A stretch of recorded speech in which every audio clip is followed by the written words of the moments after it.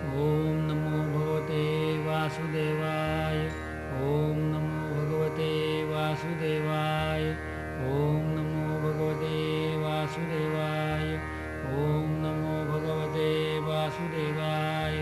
नमः परमकल्याण नमः परमोङ्गल वासुदेवाय शान्ताय यदूनां पतये नमः। नमः परमकल्याण नमः परममङ्गल वासुदेवाय शान्ताय यदूनां पतये नमः। यत्र योगेश्वर कृष्णो यत्र पार्थो धनुर्धरः तत्र श्रीर्विजयोर्भूतिर्ध्रुवा नीतिर्मतिर्मम। गुरुर्ब्रह्मा गुरुर्विष्णु गुरुर्देवो महेश्वरः। गुरुसाक्षात् परब्रह्म तस्मै श्रीगुरवे नमः। वसुदेवसुतं देवं कंसचाणूरमर्दनं देवकी परमानन्दं कृष्णं वन्दे जगद्गुरुं।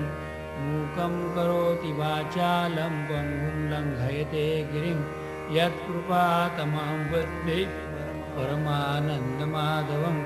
व्यासाय विष्णुरूपाय व्यासरूपाय विष्णवे नमो वै ब्रह्मनिधये वासिष्ठाय नमो नमः। नारायणं नमस्कृत्य नरं चैव नरोत्तमं देवीं सरस्वतीं व्यासं ततो जयमुदीरयेत्।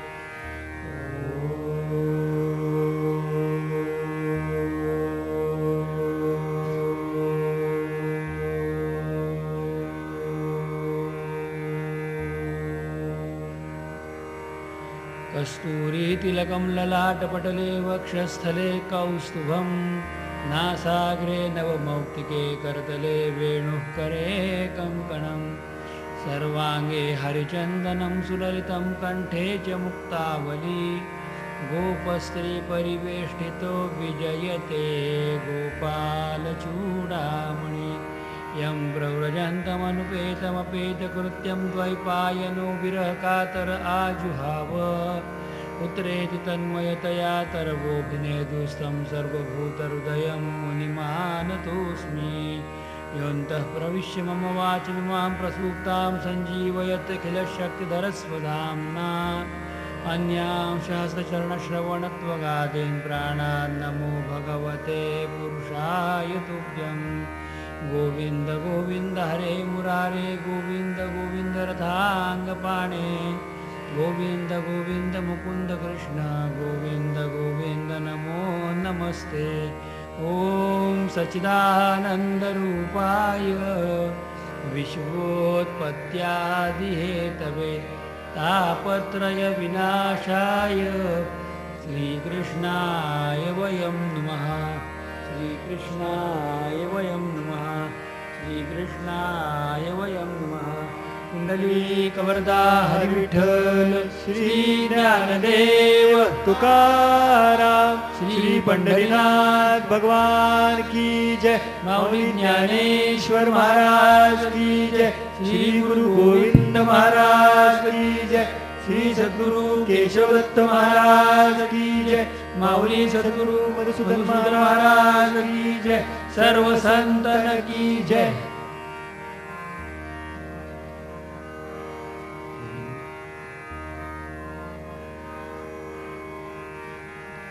भगवत चिंतन करते हैं।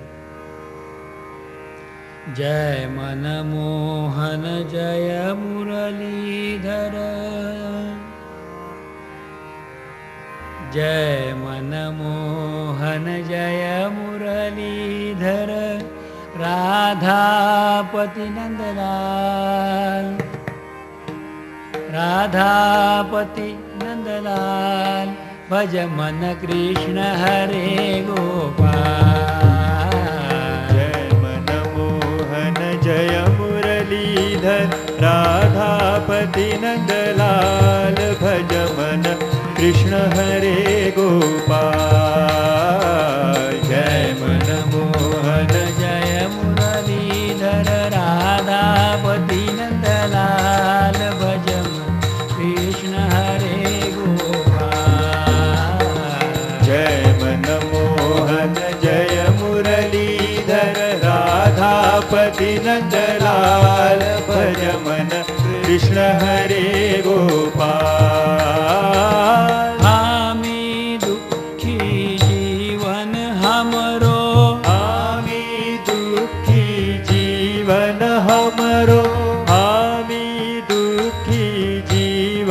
हमरो आमी दुखी जीवन हमरो आमी दुखी जीवन हमरो आमी दुखी जीवन हमरो आमी दुखी जीवन हमरो आमी दुखी जीवन हमरो आमी दुखी जीवन हमरो प्रभु छन दीन दयाल भज मन कृष्ण हरे गोपाल प्रभु छन दीन दयाल भज मन कृष्ण हरे गोपाल जय मन मोहन जय मुरलीधर राधापति नंदलाल भज मन कृष्ण हरे गोपाल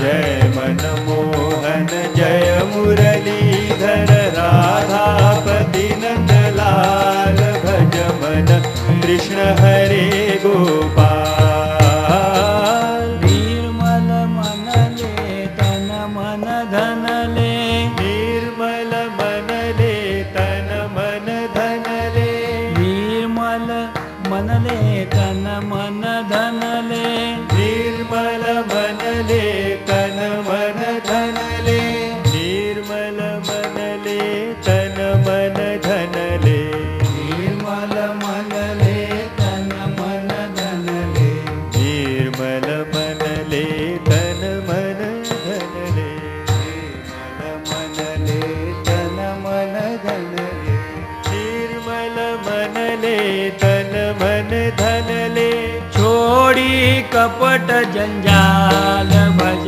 मन कृष्ण हरे गोपाल छोड़ी कपट जंजाल भज मन कृष्ण हरे गोपाल जय मन मोहन जय मुरलीधर राधापति नंदलाल भज मन कृष्ण हरे गोपाल जय मन मोहन जय मुरलीधर राधापति नंदलाल भज मन कृष्ण हरे गोपाल भक्त हरू को पालन करने भक्त हरू को पालन करने भक्त हरू को पालन करने भक्त हरू को पालन करने भक्त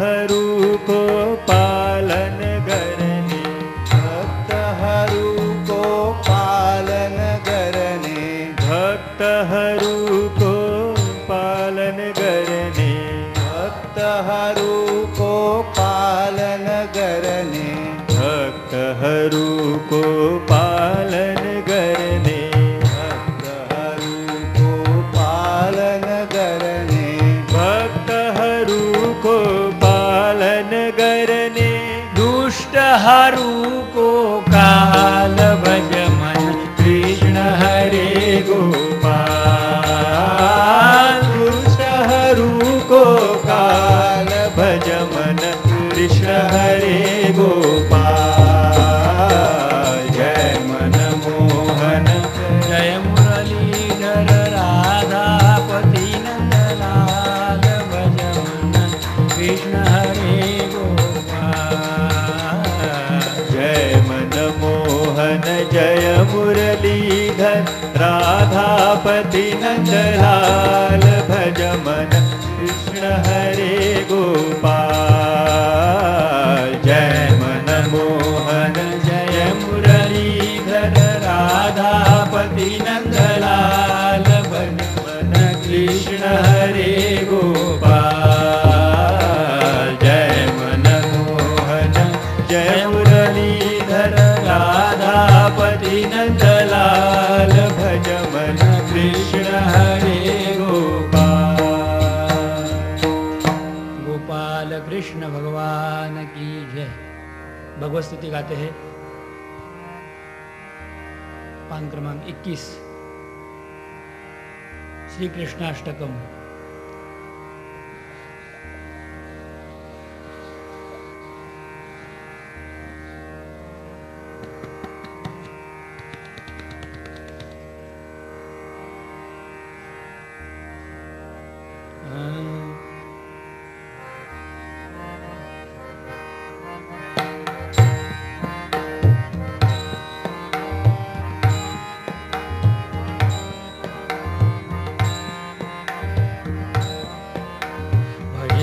व्रजैकमण्डनं समस्तपापखण्डनं स्वभक्तचित्तरञ्जनं सदैव नन्दनन्दनं व्रजैकमण्डनं समस्तपापखण्डनं भक्तचित्तरञ्जनं सदैव नन्दनन्दनं सुपिच्छगुच्छमस्तकं सुनादवेणुमस्तकम् अनङ्गनङ्गसागरं नमामि कृष्णनागरम् सुपिच्छगुच्छमस्तकं सुनादवेणुहस्तकम् अनङ्गरङ्गसागरं नमामि कृष्णनागरम् मनोजगर्वमोचनं विशाललोललोचनं विधूतगोपशोचनं नमामि पद्मलोचनं करारविन्दभूधरं स्मितावलोकसुन्दरं महेन्द्रमानदारणं नमामि कृष्णवारणम् महेन्द्रमानदारणं नमामि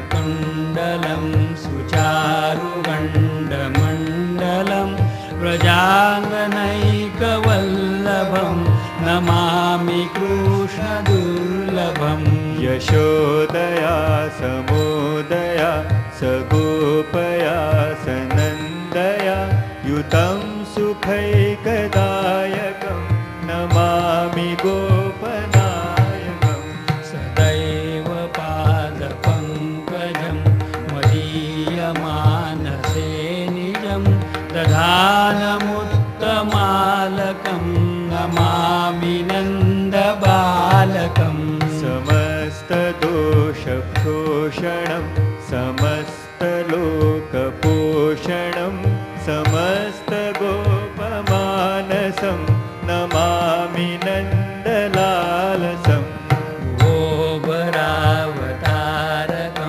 भवाब्धिकर्णधारकं यशोमतीकिशोरकं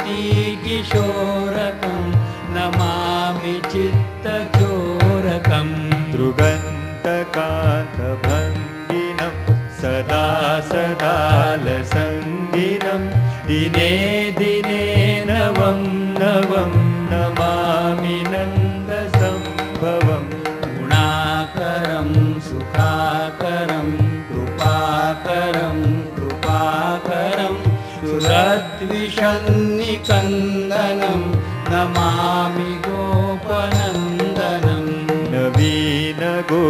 नवीनगोपनागरं नवीनकेलिलं पटं नमामि मेघसुन्दरं ललितप्रभालसत्पटम् समस्तगोपनन्दनं हृदम्बुजैकमोदनं नमामि कृष्णमध्यगं प्रसन्नभानुशोभनम् निकामकामदायकं दृगन्तचारुसायकं रसालवेणुगायकं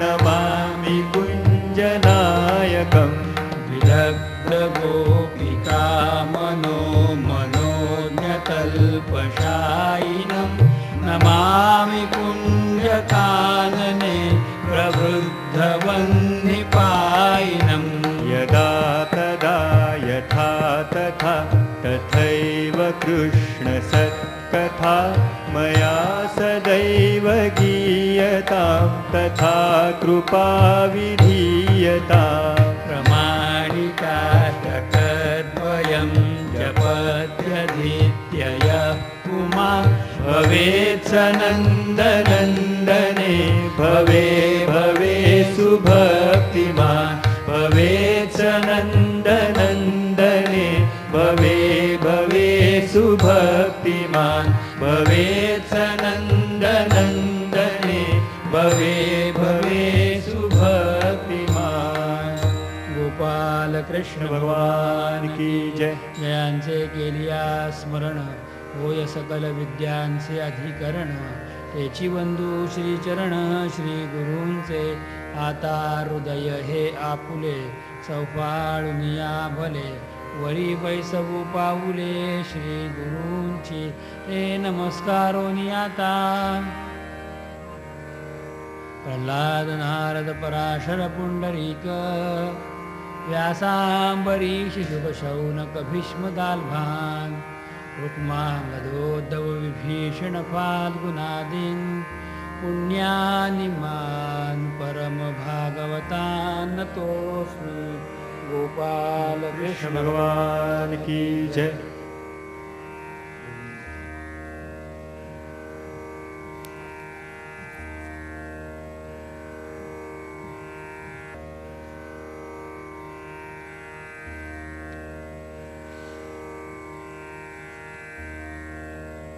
सच्चिदानंद घनको परमात्मा भगवान श्री कृष्णों के श्री चरणों में साष्टांग प्रणिपात हो.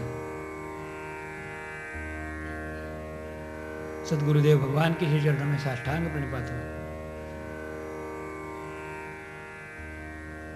प्रभु की वंदना करते हुए श्रीमद् भागवत के आज के माध्याह्न सत्र का आरंभ होता है. अष्टम स्कंध में जिस प्रकार से 4 धर्म के बारे में बताए गए,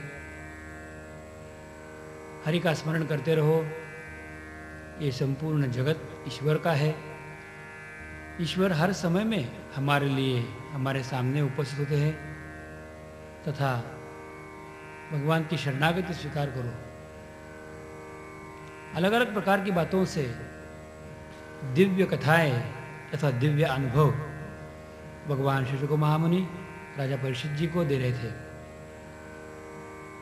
अतीव आनंद के साथ बढ़ते हुए विस्तार से अभी अनेकों राजाओं की कथा कहेंगे कि जिसमें प्रभु के लिए किस तरह से अनेकों ने अपने आप को जीना सीख लिया है, अपने आप को जिलाया है. प्रतिकूलता या अनुकूलता, मैं किस स्थिति में हूँ, मैं कौन सी अवस्था में हूँ, ये सब छोड़ते हुए मैं प्रभु के सामने हूँ और प्रभु के लिए हूँ. ये सबसे बड़ी बात अनेक कथाओं से सुखदेव स्वामी महाराज अभी कहना चाहते हैं.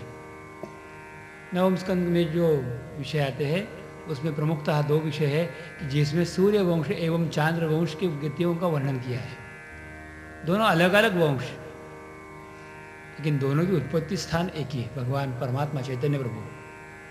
उनकी दया से, उनकी तरफ से, उनकी नाभि कमल से निकले हुए दोनों भी वंश, जिनमें किस प्रकार से महानुभाव होके गए और जिन जिन महानुभावों ने किस प्रकार से प्रभु की आराधना की, सेवा की, तपस्या की, प्रतिकूलता या अनुकूलता का कोई भी विचार अपने मन में न लाते हुए भी, समझो अपने हाथ से बहुत कुछ छूट गया है, फिर भी अंतिम क्षण उन्होंने प्रभु के लिए किस तरह से प्राप्त कर लिया, इनके बारे में अब महानुभाव हमें अवगत करा देना चाहते हैं. दिव्य अतिशय कथा का प्रारंभ होता है. कहते हैं कि भगवान के नाभि कमल से उत्पन्न ब्रह्मदेव और उनकी सृष्टि में दिव्य दिव्य अतिशय राजाओं का वर्णन मैंने अब तक आपको किया है, सुनाया है. तो उनके द्वारा ये सृष्टि की रचना हुई. ब्रह्मदेव के द्वारा ये सृष्टि बनाने का आदेश प्रभु ने दिया. लेकिन इस सब में ब्रह्मदेव ने खुद कुछ नहीं किया. उनकी मानसिक सृष्टि से, उनकी हृदय से, उनके अंतरंग की प्रेरणा से मरीचि आदि ऋषियों का जन्म हुआ. ये सप्तर्षियों के नाम बताते हैं. अब की बार बताते हैं कि जो सप्तर्षि में प्रथम ऋषि थे मरीचि ऋषि, उनके एक सुपुत्र थे, उन्हीं का नाम कश्यप है. और कश्यप जी के वंश के लिए हमने देखा था अष्टम स्कंद में, जहां हमने भगवान त्रिविक्रम भगवान की कथा सुनी, वामन भगवान की कथा सुनी, तो उनके पिताजी जो है कश्यप मुनि, उन्हीं के बारे में अभी जिक्र हो रहा है भागवत की कथा में. मरीचि ऋषि, उनके सुपुत्र कश्यप मुनि, और ये कश्यप मुनि जो थे, इनकी 2 धर्मपत्नियां थी. एक तो थी जिनका नाम दिति है, जिनसे हिरण्यकश्यप और हिरण्याक्ष ने जन्म लिया, ये कथा हमने पहले सुन चुके हैं। दूसरी एक पत्नी है जिनका नाम है आदिति, यही देवताओं की माता है। ये जो आदिति थी, इनके अनेक पुत्र हुए, उनमें एक पुत्र का नाम इंद्र भी है, जो इंद्र आगे चल के देवताओं के राजा बन गए। इनके और एक पुत्र है, इनका नाम विवस्वान सूर्य, इस प्रकार से है। आज सृष्टि में जिनका हम दर्शन प्रत्यक्ष रूप में करते हैं, कि भगवान सूर्य नारायण इन्हीं के सुपुत्र है। इनका मूल नाम विवस्वान इस तरह से बताया गया है। और ये विवस्वान सूर्य भगवान जो है, यही भगवान के ऊपर प्रभु की, मतलब महाविष्णु भगवान की, पूर्ण पुरुषोत्तम परमात्मा की बड़ी कृपा थी। एक दिन की बात, एक समय की बात, ये विश्व का संचलन, सूत्र संचलन कैसे होता है, आप कैसे इस विश्व को संभालते हो, इस प्रकार से विवस्वान के सूरज के मन में जब बहुत ही विचार थे, तब उन्होंने अपने हृदय की अवस्था और हृदय की भूमिका भगवान के सामने रख दी। तब भगवान उसको पहली बार गीता से बोध किया था। ये जगत में सबसे पहला ज्ञान दिया, और जगत में सबसे पहला जिसने ज्ञान लिया, उनका नाम ये विवस्वान सूरज है। इन्होंने सबसे पहले भगवान से पूर्ण ज्ञान का अनुभव किया, प्रत्यक्ष रूप में। इन्हीं को, सूर्य भगवान को ही भगवान ने गीता सुनाई थी। इसके लिए प्रमाणभूत श्लोक अर्जुन के लिए कहते हैं। अर्जुन को जब भगवान गीता जी बता रहे थे, उस समय भगवान ने अपने मुख से कहा, इमं विवस्वते योगम प्रोक्तवाहनमव्ययं विवस्वान् मनवे प्राह मुरिश्वांकमवे ब्रवीत।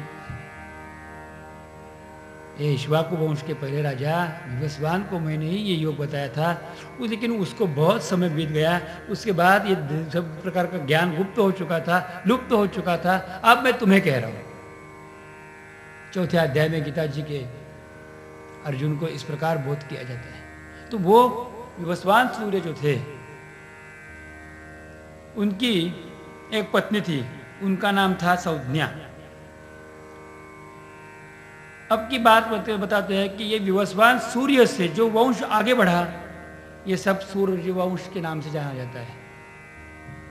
और यही एक मजे की बात ऐसी हुई कि इनके वंश में एक सुपुत्र ऐसे हो गए कि उनको कुछ दिन के लिए कुछ जिंदगी उनकी आधी अधूरी स्त्रियों की तथा आधी अधूरी पुरुषों की मिली थी। तो इन्हीं से चांद्र वंश की भी उत्पत्ति हुई, इस प्रकार से कथा कही जाती है। ये जो विवस्वान मनु थे, सूर्य थे, उनकी पत्नी संज्ञा, और उनको श्राद्धदेव नामक एक पुत्र हुए। ये श्राद्धदेव भगवान के असीम भक्त थे। श्राद्धदेव इनकी पत्नी थी, उनका नाम था श्रद्धा। हे श्राद्धदेव आगे चलकर मनु हो गए, लेकिन ये पहले संतानहीन थे। उनको बहुत से समय में संतान नहीं हुई। संतान की अपेक्षा उन्होंने अपने गुरुदेव से, वशिष्ठ मुनि से एक यज्ञ करवाया था, कि जिस यज्ञ के उपरांत उनको पुत्र रत्न की प्राप्ति हुई थी। उसके बाद तो उनको 10 पुत्र हो चुके। उन 10 पुत्रों का नाम भागवत में इस प्रकार बताया गया है, इक्ष्वाकु, नृग, शर्याति, दिष्ट, धृष्ट, नरिष्यंत, पृषग्न, नभग और कवि। इस प्रकार से इनको संतति आगे चल के हुई है। लेकिन पहले तो ये पुत्रहीन थे। उस समय उन्होंने अपने गुरुदेव वशिष्ठ मुनि से उत्तम प्रकार से तप करते हुए एक यज्ञ बनवाया। इस यज्ञ का नाम था मित्रावरुण यज्ञ। और ये मित्रावरुण यज्ञ में यज्ञ नारायण कृपा से, यज्ञ नारायण भगवान की कृपा से इनको संतति का आनंद प्राप्त हुआ। लेकिन बात ऐसी हुई, प्रधान संकल्प छोड़ दिया गया पुत्र की प्राप्ति के लिए। लेकिन मुनि पत्नी जो श्रद्धा थी, उनको चाहिए थी पहली लड़की। इसलिए उन्होंने जो हवन करने वाले होता ब्राह्मण है, उनके जरिए कन्या प्राप्त हो, इस प्रकार से मंत्र का उच्चारण करते हुए अग्नि नारायण में हवन किया।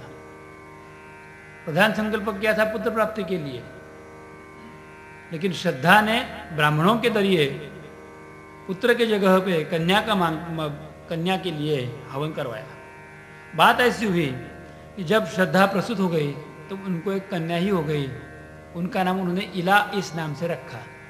लेकिन जब राजा को ये पता चला कि हमें कन्या हुई, उनको दुख नहीं हुआ,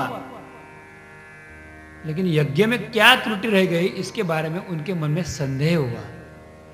संदेह के कारण उन्होंने अपने गुरुजी से वार्तालाप किया, पूछा कि आपने यज्ञ में तो पुत्र के लिए, पुत्र प्राप्ति के लिए यज्ञ किया था, कन्या से मुझे कोई दुश्मनी नहीं, लेकिन पहले पुत्र क्यों नहीं हुआ? आपने अगर यज्ञ किया है और यज्ञ में इस प्रकार से अगर हमने भगवान की आराधना की तो भगवान ने इस प्रकार से हमें कन्या रत्न का लाभ क्यों दिया? मुझे कन्या चाहिए लेकिन पहले पुत्र चाहिए था।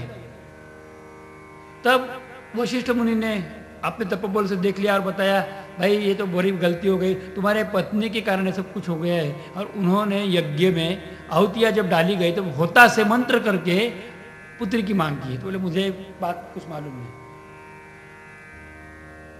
आपने पैसा लिया है, दक्षिणा ली है, तो मेरा काम होना चाहिए। ये बात आज की नहीं, उस जमाने से, कि जो मैंने किया है, जो डिमांड किया है वो दे दो। वशिष्ठ मुनि को तो बड़ा ही अचंबा लगा। उन्होंने बताया कि ऐसे कैसे कर सकते हैं, आपको तो लड़की हुई है, उसका लड़का कैसे करेंगे? मुझे मालूम नहीं। ये बातें करते करते तब तक लड़की 10 साल की हो गई। फिर एक दिन वशिष्ठ मुनि बताया कि ठीक है, तुम्हें लड़का चाहिए ना, मैं तुम्हें लड़का दे देता हूँ। वशिष्ठ मुनि ने बहुत सा तप किया था, वो तप सामर्थ्य से अपनी शक्ति की तरह से उन्होंने 10 साल के बाद लड़की का लड़का बनवा दिया। तो उसका नाम फिर सुद्युम्न रखा गया। आपकी बात ऐसी हो गई कि राजा को बड़ा आनंद हुआ, अपने को लड़का ही मिला। असल की बात तो ये थी कि पहले में ये लड़की थी। ये सुद्युम्न जब बन गए तब दिखने में बहुत ही सुंदर थे और राजा ने उनको बहुत सिखाया भी, पौरुषत्व से भी परिपूर्ण हो गए। लेकिन बात ऐसी होगी कि प्रजा के मन में विचार आने लगा कि ये लड़की पहली थी, अब लड़का हो गया, ये क्या बात है? इस सब में होते हुए एक दिन की बात, ये सुद्युम्न अपने मित्रों के साथ वन में शिकार खेलने के लिए गए। उस समय वो भगवान शंकर जी के और भगवती पार्वती सती के कामाक्षी उपवन में जा पहुंचे। जहाँ कामाक्षी उपवन में भगवती पार्वती ने उस पूरे इलाके को एक श्राप सा दे रखा था कि यहाँ कोई भी पुरुष आए तो तुरंत स्त्री में परिणत हो जाए, बदल जाए। बात ऐसी हुई कि सुद्युम्न तो वहाँ पहुँचे, वो उनके मित्रों के साथ थे, वो घोड़े पे बैठे हुए थे। और जब वो कामाक्षी उपवन में गए तो एकाएक सब चेंज बदलाव हो गया, उनके कपड़े बदल गए। जहाँ उन्होंने पुरुषों के जैसे कपड़े पहने थे वहाँ सब उन्होंने स्त्री के जैसे कपड़े अपने आप हो गए। घोड़े जो थे वो घोड़ियाँ बन गई, मित्र सब सखिया बन गई। अब के बार सुद्युम्न की फिर एक बार इला बन गए और उसको आगे जाने के लिए मन से अत्यंत घृणा हो गई, कहीं नहीं जा सके। बहुत दुख हुआ उसको। पहले तो लड़की थी ही, बाद में लड़का हुए, उसके बाद फिर एक बार लड़की। और उसी समय बड़ी आश्चर्यजनक घटना घटित हुई। चंद्र का पुत्र बुध वहां से घूम रहा था, उसने ये लड़की देखी, सुद्युम्न जो इला, जो फिर एक बार सुद्युम्न से इला बन गई थी, वो लड़की देखी, उसको बहुत पसंद आई। उसने उसको पूछा कि तुम उपवर हो, मैं भी शादी के लिए उत्सुक हूँ, मेरे से शादी करोगी? ये सुद्युम्न ने ये सोचा, इला ने ये सोचा कि घर जाके लोगों को पता चले उससे पहले तो यही है कि ठीक है शादी कर लो, ब्याह कर लो, निकल जाऊँ। शादी करके वो अपने पति के साथ तो निकल गई। उसके बाद उनको एक पुत्र रत्न की भी प्राप्ति हो गई, पुरुरवा नामक उनको पुत्र भी हुआ। लेकिन बहुत दिन गए, मेरा बेटा गया, वो शिकार खेलने के लिए गया, आया कैसे नहीं? उनकी खोज के लिए जब मनु ने सब जगह लोगों को भेज दिया, तब जाके उनको पता चला कि उनकी बेटे की शादी भी हो गई, वो बेटी परिणत हुआ, उनको पोता भी हो गया। अब की बार उन्होंने वशिष्ठ मुनि को फिर बुलवाया, ऐसे कैसे हो गया बताइए? वशिष्ठ गुरुदेव ने बताया कि ये शंकर भगवान के इलाके में गए थे इसलिए ऐसे हो गया। तो आप कृपा करके प्रार्थना करिए और भगवान शिव जी से उनको पुनश्च एक बार पुत्र होने के लिए आशीर्वाद मांगिए।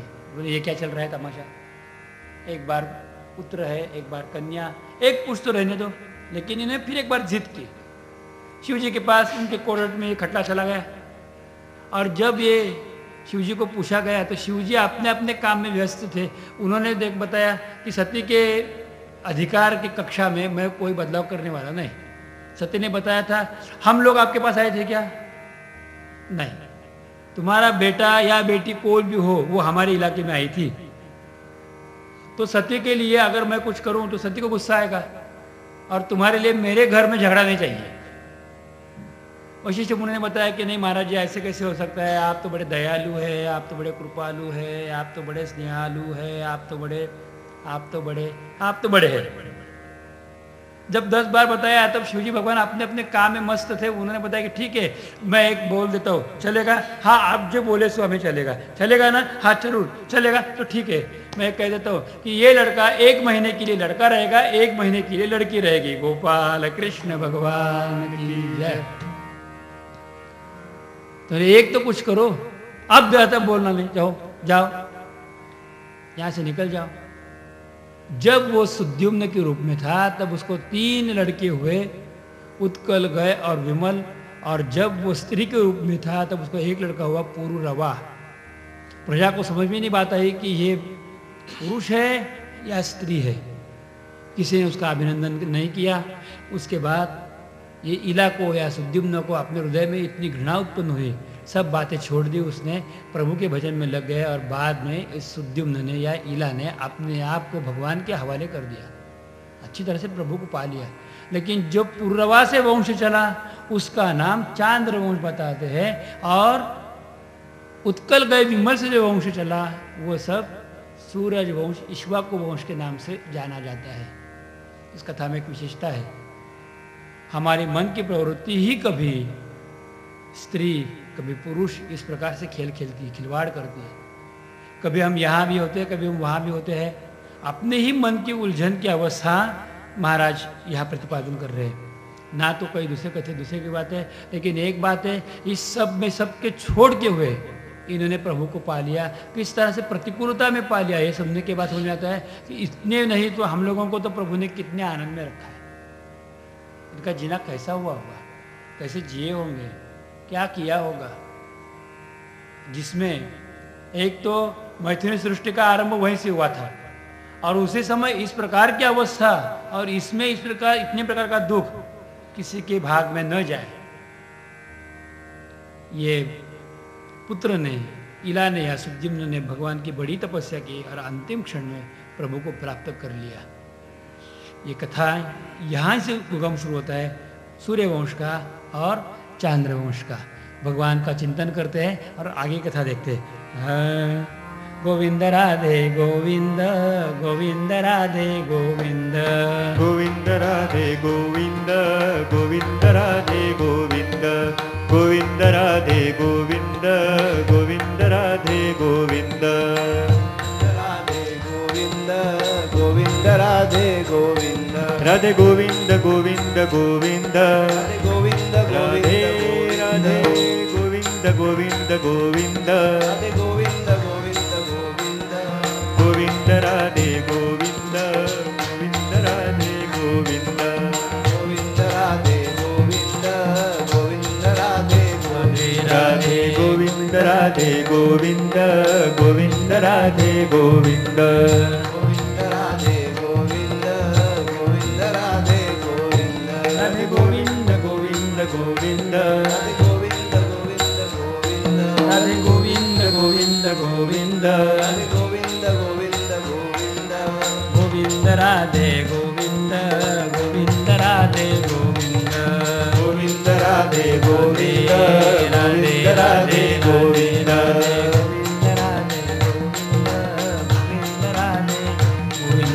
गोविंद राधे गोविंद, गोविंद राधे गोविंद, राधे गोविंद गोविंद गोविंद, राधे गोविंद गोविंद गोविंद, राधे गोविंद गोविंद गोविंद, राधे गोविंद गोविंद गोविंद, राधे राधे गोविंद, राधे गोविंद, राधे राधे गोविंद, राधे गोविंद, राधे राधे गोविंद, राधे गोविंद, राधे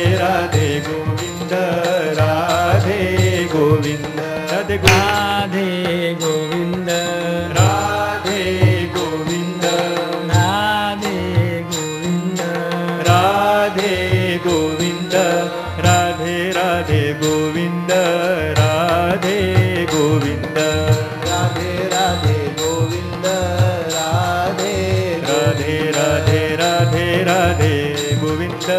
राधे गोविंद राधे राधे गोविंद राधे गोविंद राधे गोविंद गोविंद गोविंद राधे राधे राधे गोविंद गोविंद गोविंद राधे गोविंद गोविंद गोविंद राधे राधे गोविंद गोविंद राधे गोविंद राधे राधे गोविंद गोविंद गोविंद राधे राधे गोविंद गोविंद राधे गोविंद राधे राधे गोविंद गोविंद राधे गोविंद राधे गोविंद गोविंद गोविंद राधे गोविंद राधे राधे गोविंद गोविंद गोविंद राधे गोविंद गोविंद गोविंद राधे राधे गोविंद गोविंद राधे गोविंद राधे राधे गोविंद राधे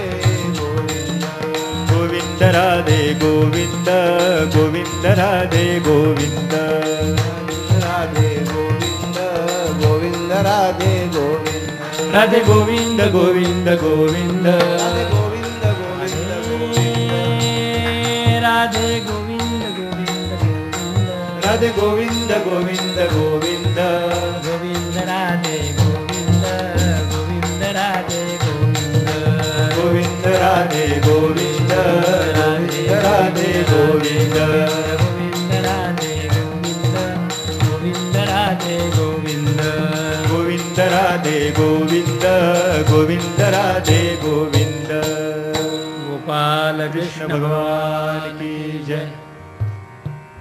इसमें से एक का नाम ईश्वाकु, दुर्ग शर्याती। इस शर्याती के वंश की एक विशेष बात श्रीमद् भागवत में वर्णित की गई है। ये राजा शर्याती जो था,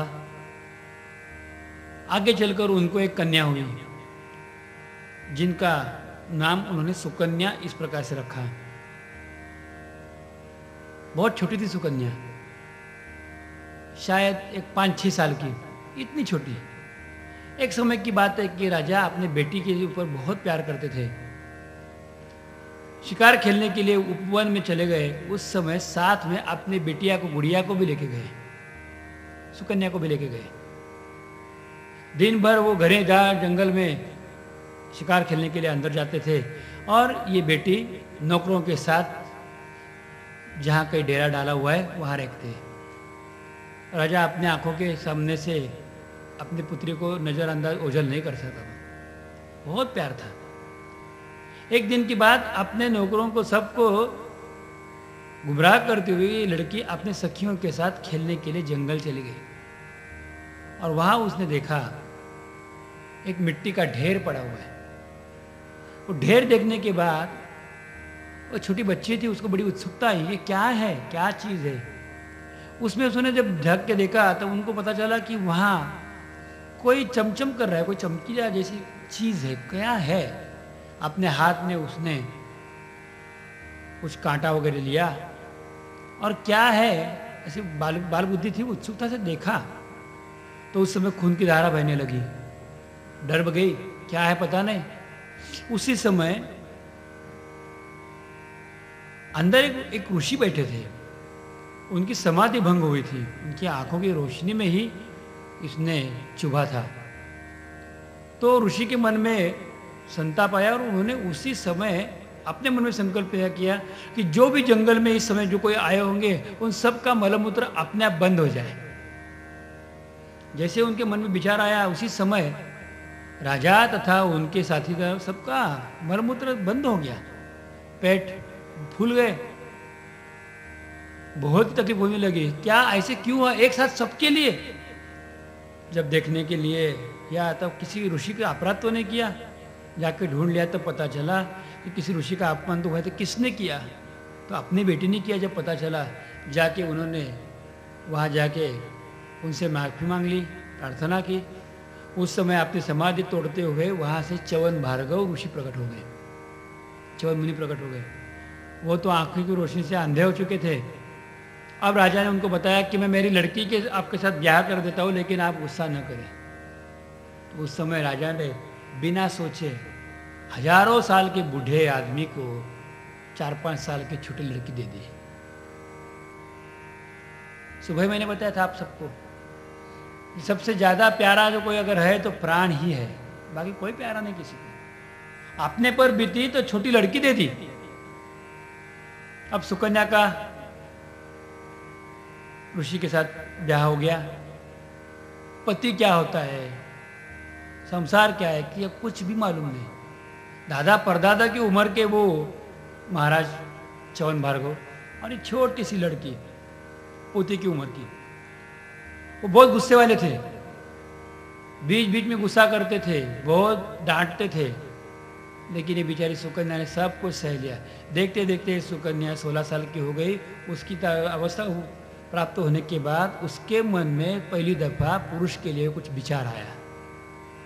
और उस समय इत्तेफाक से पानी भरने के लिए, जल लेने के लिए जब गई थी, तब सरोवर पर उसने 2 अच्छे कुमारों को देखा। वो देखने के बाद तो वो हैरान से हो गई। उसको पहली दफा पर पता चला कि पुरुष इतने सुंदर होते हैं। वो देवताओं के डॉक्टर अश्विनी कुमार इस प्रकार से थे। जब अश्विनी कुमारों ने देखा सुकन्या को, सुकन्या ने वहां से जाते हुए अपने पति के पास जाते प्रणाम किया। पति भगवान को बताया कि मुझे आने में थोड़ी देरी हो गई, क्योंकि मैंने आज कोई 2 पुरुष देखे। कौन थे ये पता नहीं। च्यवन भार्गव मुनि अंधे तो हो चुके थे। उन्होंने अपने अंतर्दृष्टि से देखा और बताया कि ये तो अश्विनी कुमार थे। तो उन्होंने जान लिया कि इसके मन में कौन सा विचार आया होगा। उस समय च्यवन भार्गव ने बताया कि सामने जिस सरोवर से तू पानी लेने के लिए गई थी, वो सरोवर जाके तुम नहा लो। जैसे उसने स्नान किया, तुरंत उसका सब वर्ण पलट गया, वो और सुंदर दिखने लगी। अश्विनी कुमारों को उन्होंने बता दिया कि मैं आपको यज्ञ का भाग दूंगा, मुझे भी जवान करो। उस समय अश्विनी कुमारों ने कुछ अपनी बल से कायाकल्प नामक कोई प्रयोग किया, और उस प्रयोग के बल से च्यवन भार्गव जो बहुत बूढ़े थे, उनको फिर एक बार जवानी प्राप्त हो गई, तरुण बन गए। और तब उन्होंने अपने पत्नी के साथ विहार श्रृंगार आदि किया। जब बाद में शरियाती को पता चला अपनी पुत्री किसी नौजवान के साथ है, उसको गुस्सा आया। उसने पुत्री को डांटा तो बताया कि आप भूल गए, आपके जमाई है ये। और जब हकीकत पता चला तब उनको बड़ा आनंद हुआ, और उनसे फिर उन्होंने बहुत बड़ा सोम यज्ञ का आयोजन करके यज्ञ पूरा करवाया। जब अश्विनी कुमार को सोमपान का अधिकार दे रहे थे, उसी समय इंद्र ने यज्ञ बंद करने के लिए बहुत कोशिश की। उस समय च्यवन भार्गव ने अपनी तपस्या सामर्थ्य से इंद्र का हाथ अपने शस्त्र के साथ ऊपर के ऊपर जकड़ लिया। इंद्र ने उनको तो हाँ कहना ही पड़ा इंद्र को। उसके बाद च्यवन भार्गव ने संहिता लिख ली, जिसका नाम च्यवन संहिता के नाम से आज जानी जाती है, जो आयुर्वेद की मूल ग्रंथ है। वो च्यवन भार्गव के द्वारा बनाया गया। वो सब बातें उसके दृष्टा मुनि ये च्यवन भार्गव जी महाराज है। इसी से कायाकल्प का जो विधि का अंश आज उपलब्ध है दुनिया में, उसका नाम च्यवनप्राश के रूप से जाना जाता है, कि जिसके प्राशन से खाने से उम्र का ढलना कम होता है। इतनी सुंदर रसायन चिकित्सा आयुर्वेद में जो रसायन चिकित्सा बताई गई है, वो रसायन चिकित्सा के जनक ये च्यवन भार्गव मुनि है। इन्होंने ये सब दे दिया। ये राजा ने तो अच्छी तरह से काम किया। ये आगे शरियाती को 3 पुत्र हुए, उत्तानबर्ही, आनर्त और भूरिशेन। ये 3 पुत्र हुए। इन पर हर एक पुत्र की अलग अलग सी बहुत ही उत्तम कथाएं हैं, लेकिन इसमें से संक्षेप में हमें कुछ देखनी है। तो अनर्त जो था, ये अनर्त से ही एक उनके पुत्र हुए, उनका नाम था रैवत। ये रैवत बड़े ही भाग्यशाली राजा थे, और उनको भी 100 श्रेष्ठ पुत्र हो गए। और उनके एक पुत्र का नाम था कुकुदमी। ये कुकुदमी, इनकी जो कन्या थी, उनका नाम था रेवती। उनको भी बेटी हुई। उनको भी अच्छा लगा कि मुझे बेटी हुई, मेरे घर में बेटी आई, सबसे मेरे आनंद की बात हो गई। एक बात गौर करके सुननी चाहिए कि भागवत में कन्या के लिए बड़ा ही उत्साह, आनंद, मंगल बताया है। जिन जिनको कन्या का लाभ हुआ, उनके लिए उन्होंने अपने भाग्य को बहुत बार सराहना की है। जब उनकी कन्या हुई कुकुदनी को, या रेवत को, दोनों का नाम एक ही है, रेवत है कुमुदनी। तो उस समय उनका नाम उन्होंने रेवती इस नाम से रखा। अब ये लड़की किसको ब्याही जाए, इनके मन में विचार आया। इस तब ये अपने लड़की को लेकर एक यान में बैठ गए और सीधे ब्रह्मलोक तक चले गए। और ब्रह्मदेव भगवान को पूछा कि मेरी लड़की के लिए तुमने अच्छा सा कौन सा वर ढूंढ के रखा है। तो बोले कब आए तुम? बोले अभी 1 मिनट हो चुका। कहाँ से आए? पृथ्वी से। कौन से पृथ्वी से? विवस्वान सूरज की पृथ्वी मंडल से आए। हाँ तो ठीक है, कितना समय हो गया? 1 सेकंड। अब जरा नीचे झुक के देखिए, आप आए तब तक पृथ्वी के ऊपर 4 बार युगों का फेरा हो चुका है। बहुत से समय बीत गया, अंतरिक्ष में समय का पता चला नहीं, आपको अनुमान लगा नहीं। इस समय द्वारिका में बलभद्र भगवान रह रहे, इनको आपकी लड़की दे दो, इनका विवाह, रेवती का विवाह बलराम जी से करवा दो। इस प्रकार से बताया। द्वापर युग चल रहा है अभी के सांप्रत में, आप जाइए। तो इस तरह से इनकी भी एक दिव्य कथा का उच्चारण बड़े प्यार से, बड़ी सुंदरता से श्रीमद् भागवत शास्त्र में किया गया। ये मनुपुत्र जो है, इनके वो आगे के वंश के लिए बोलते हैं कि इनके आगे, यही वंश में आगे नभग नाम के एक राजा हुए। ये बड़े ही भाग्यशाली एवं भगवत भक्त थे। ये नभग को 4 पुत्रों प्राप्त हुए। इनमें पहले 3 पुत्र सही उम्र में हुए थे और चौथे पुत्र नाभाग, उनकी उम्र जब ढल गई तब हुआ था। थोड़ी वृद्धावस्था में वो पुत्र के रूप में प्राप्त हुआ था। वो सीखने के लिए गुरुजी के पास गए थे। तब बड़े बेटों ने पूछा अपने पिताजी को कि हमारे लिए आप कुछ दे दो, जो भी आपके पास है वो दे दो। तब जाके राजा ने अपने तीनों पुत्रों में अपनी संपत्ति एक समान बांट दी। भूल ही गए कि अपने को एक चौथा लड़का भी है। और जब ये नाभाग वापस आया तो उनके लिए पूछा गया, उन्होंने पूछा कि मैं कहाँ रहूं? तो बोले तुम्हारे लिए नदी के किनारे, नहर के किनारे एक झोपड़ा बनाया है, वहां जाके आप रहिए। और मेरे लिए क्या रखा आप लोगों ने? तो बताया तुम्हारे लिए ये वृद्ध पिताजी रखे है। उसको बड़ा ही आनंद हुआ। नाभाग ने अपने पिता का वंदना की और बताया कि आप मेरे साथ चलिए, आप मेरे हिस्से में हो। पिता का अत्यंत सम्मान किया। बिल्कुल पूछा नहीं ऐसे क्यों। ये जो नभग राजा थे ये बड़े ही दयालु थे। उनको दूरश्रवा नाम की विद्या अवगत थी। बहुत दूर क्या चल रहा है ये यहाँ बैठ के वो देख सकते थे, सुन सकते थे। एक दिन की बात है, नाभाग आशीष सीख के तो आया था। एक दिन की बात ऐसी है कि उन्होंने नाभाग को बताया, बेटा एक काम कर, यहाँ से दूर एक 200-300 किलोमीटर दूरी पर अंगिरस गोत्रोत्पन्न ब्राह्मण कुछ यज्ञ कर रहे हैं और यज्ञ के छठे दिन, हर छठे दिन दोपहर के समय वैश्वदेवक नामक एक सूक्त भूल जाते हैं, इसलिए उनका यज्ञ अपूर्ण है, यज्ञ परिपूर्ण नहीं हुआ। तो आप जाके वहाँ जाके वो यज्ञ परिपूर्ण करा दो। जैसे बताया उसी समय नाभाग ने अपने पिता की वंदना की और सीधे चल पड़े यज्ञशाला में। यज्ञ का अनुष्ठान बंद हो चुका था। वहाँ जाके नाभाग जी ने वही विष्णु नामक सूक्त का गायन किया और यज्ञ परिपूर्ण किया। यज्ञ नारायण भगवान प्रसन्न हुए। उस समय राजा ने सबसे ज्यादा दक्षिणा, आपने यज्ञ कम पूरा किया है इसलिए आपको देता हुआ ऐसे करके दे दिए। उस समय यज्ञ में दूसरे जो ब्राह्मण सम्मिलित हुए थे उनका बड़ा अपमान हुआ। उन्होंने अपने हिस्से की दक्षिणा लिया नहीं, सबका त्याग कर दिया और ये सब छोड़ दिए पैसे। जो भी छोड़ दिया राजा ने बताया, हे नाभाग जी आप सब लेके जाइए। नाभाग ने ये सब उठाया, एक पोटली बनाई और पोटली अपने सिर पर रखते हुए नाभाग चल पड़ा। तभी उसी समय कोई एक किम पुरुष वहां प्रकट हुए जिनके हाथ में भाला था, शस्त्र था।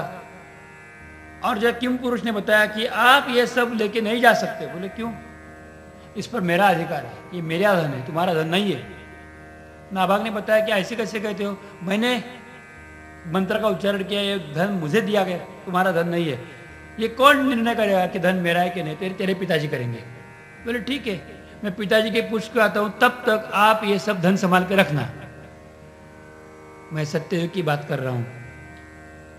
सब धन वो किम पुरुष के बाद हाथ में रख दिया और पिताजी को पूछने के लिए गए। पिताजी ने सब बातें जान ली और बेटा बेटा तुम्हें क्या चाहिए? तो बोले मेरे हक का चाहिए था। तो ये आपने क्या किया? आपको जो धन मिला वो, और जो बाकी धन ब्राह्मणों ने दिया वो सब धन इकट्ठा किया, एक किया था आपने? हाँ किया। तो बेटा आपके ऊपर इसका आपका अधिकार नहीं रहा, आप उनको दे दो और वापस चले आओ। ऐसा क्यों? ये बात भी नाभाग ने पूछी नहीं। पिताजी ने बताया कि अपना अधिकार नहीं, छोड़ देना। वहाँ गए, किम पुरुष की वंदना की और बताया कि मेरे पिताजी ने निर्णय किया है कि ये धन आपका है। बोले ऐसा क्यों? बोले मैंने नहीं पूछा। बोले आपने क्यों नहीं पूछा? मैंने इसलिए नहीं पूछा कि मेरे पिताजी के शब्द पर पूर्ण श्रद्धा विश्वास है। जिस कारण उन्होंने कहा होगा वो सच ही होगा। इतना ही कह दिया, नमस्कार के किम पुरुष को निकल पड़े। उसी समय बड़ा अद्भुत ध्वनि हुआ और अद्भुत ध्वनि के साथ भगवान शिवजी प्रकट हो गए। शिवजी ने बताया कि दक्ष प्रजापति के यज्ञ के समय भगवान विष्णु ने और ब्रह्मदेव ने निर्णय किया था कि यज्ञशाला में जो बचेगा, जो शेष रहेगा, वो सब पर अधिकार शिवजी का होगा। ब्राह्मणों ने छोड़ा हुआ धन तेरा अधिकार नहीं था, मेरा अधिकार था। लेकिन तुम्हारे पिताजी ने और तुमने बड़ी श्रद्धा के साथ इतने बड़े धन का परित्याग किया। बोल तुम्हें क्या चाहिए? जब गुरुदेव प्रसन्न होते तो क्यों नहीं मांग लेना? नाभाग ने बताया आप मुझे देना चाहते हैं, मैं भी लेना चाहता हूं। एक काम करिए, आप मुझे वो चीज दीजिए कि जो आपको सबसे ज्यादा पसंद है। मुझे क्या मांगना समझता नहीं, लेकिन एक बात तो मैं जरूर समझ सकता हूं कि आपको क्या पसंद है, आपकी पसंदीदा चीज मुझे दीजिए। शिवजी भगवान हंस पड़े, बोले बेटा बहुत होशियार है। हाँ गुरुजी आपको क्या पसंद है बताओ ही ना। उस समय बताया कि मुझे भगवान की भक्ति अत्यंत बहुत भाती है। मैं एक काम करता हूँ, तो भक्ति का वरदान देता हूँ। कृष्ण भक्ति का वरदान नाभाग को दे दिया। नाभाग ने वरदान तो प्राप्त कर लिया, फिर बाद में बोलते हैं आपने बताया था कि कुछ मांग लो, मैंने तो अभी तक तो मांगा ही नहीं आपसे। बोले अभी क्या लिया फिर? बोले नहीं नहीं, ये तो आपने अपनी मन से दिया, मुझे मांगना बाकी रह गया है। तो बोले ये बड़ी बात हो गई, आपने पहले बताया कि आपको जो पसंद है वो दे दो। मैंने ऐसा कहा मैंने बताया कि आपको जो पसंद है वो दे दो। आपने पसंदीदा चीज मुझे दे दी, लेकिन मेरा मांगना बाकी है अभी भी। बोले ठीक है, आपको क्या चाहिए? तो बोलते आपने जो मुझे चीज दी, भक्ति का वरदान दिया, वो वरदान मेरे अकेले के लिए सीमित न रहे, मेरे वंश में, मेरे पुत्रादिकों में ये हमेशा चलता रहे। ये वरदान आप मुझे दीजिए। भक्ति करनी है लेकिन अकेली नहीं, मैं भी करूं, मेरे घर के साथ के लोग भी करेंगे, आगे जाके मेरे पुत्र आदि भी करेंगे, सब भगवान की भक्ति में शामिल हो जाए, यही मुझे वरदान चाहिए। भगवान को बड़ा ही आनंद हुआ, शिवजी भगवान को। उन्हें इस प्रकार का आशीर्वाद दिया कि हे नाभाग तुम्हारे वंश वंश में मेरी भक्ति बनी रहेगी। नाभाग जी को बड़ा आनंद हुआ। नाभाग घर वापस आए, उत्तम प्रकार से राज कारोबार किया, सब कुछ किया। उनको एक सुपुत्र हो गए। नाभाग के वंश में जो सुपुत्र हुए उनका नाम था अम्बरीश। और भक्ति की महिमा अम्बरीश महर्षि से ही जानी जाती है। अम्बरीश जी का चरित्र हम सुनते हैं भगवान का नाम संकीर्तन करते हुए। अच्युतम केशवम राम नारायणम, तम केशवम राम नारायणम, कृष्ण दामोदरम वासुदेवम भजे। कृष्ण दामोदरम वासुदेवं हरे, श्रीधरं माधवं गोपिकावल्लभं, श्रीधरं माधवं गोपिकावल्लभं, श्रीधरं माधवं गोपिकावल्लभं, श्रीधरं माधवं गोपिकावल्लभं, जानकी नायकं रामचन्द्रं भजे। जानकी नायकं रामचन्द्रं भजे, जानकी नायकं रामचन्द्रं भजे।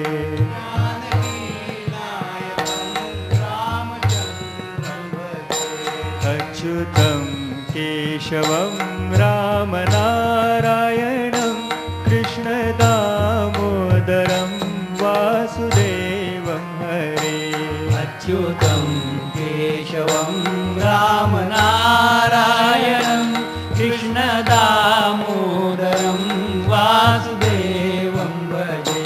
श्रीधरं माधवं गोपिकावल्लभं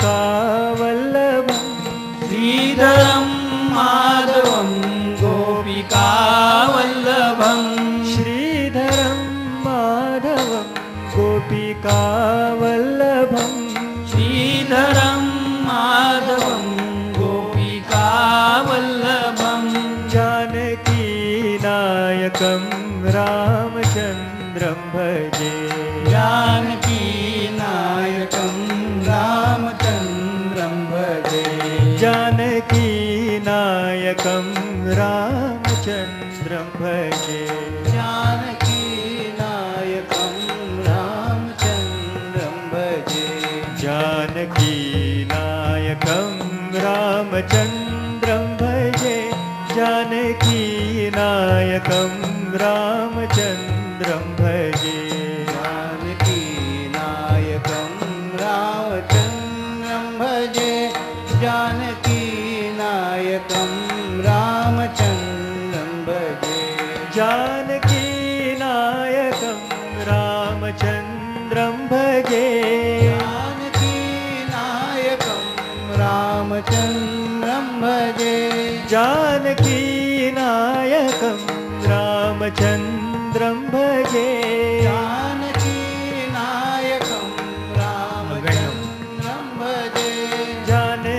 जानकीनायकं रामचन्द्रं भजे जानकीनायकं रामचन्द्रं भजे जानकीनायकं रामचन्द्रं भजे जानकीनायकं रामचन्द्रं भजे जानकीनायकं रामचन्द्रं भजे जानकीनायकं रामचन्द्रं भजे जानकीनायकं रामचन्द्रं भजे